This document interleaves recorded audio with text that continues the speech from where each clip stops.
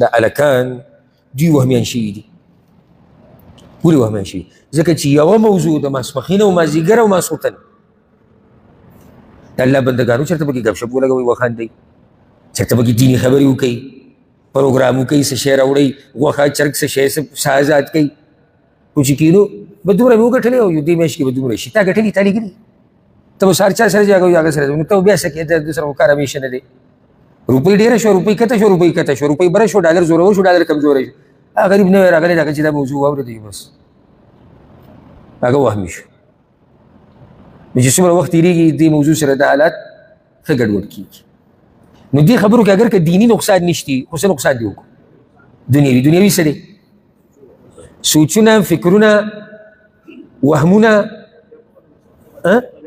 بارک الله فیک دا اوس دیني نقصان ته خبره واورېده دا اوس دیني نقصان ته واورېده نو حسد او بغض او کینه به دې پیدا شي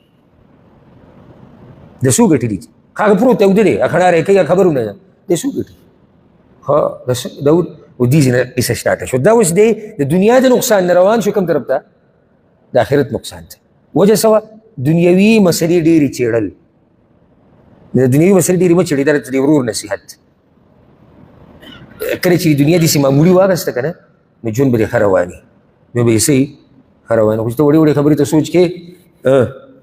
نو بیا به دی چې ژوند به دې ګران شي ما ته یو ملګري قصه کوله ډېره عجیبه وه فایده من هم دا و وی زموږ په موږ سره انډیوالان دي دوه وروڼه دي یو مشر بل کشر دی نو د دې مشر میلمانه رالو د مشر میلمانه رالو او دې کشر ته ووایي چې لاړ شه یخ راوړه نو کشر غریب خو نوی راغلی د دې چې په پیسو لا هغه دومره پوه نه و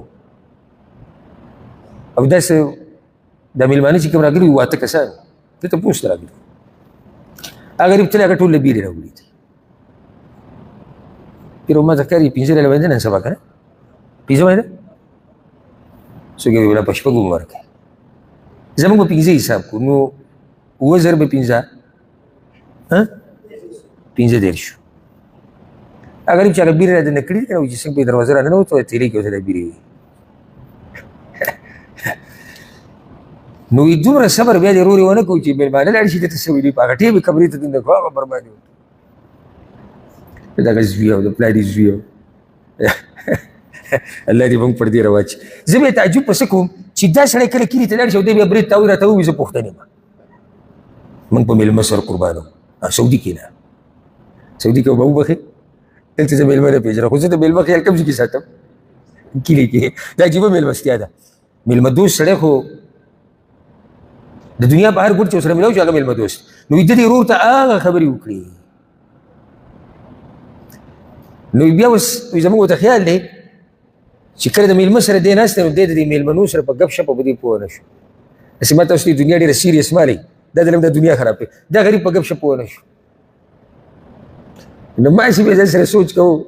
ما چې ته کله د میلمنو سره ګپ لګوو دوی ګوټ کوو د دې بیرې نه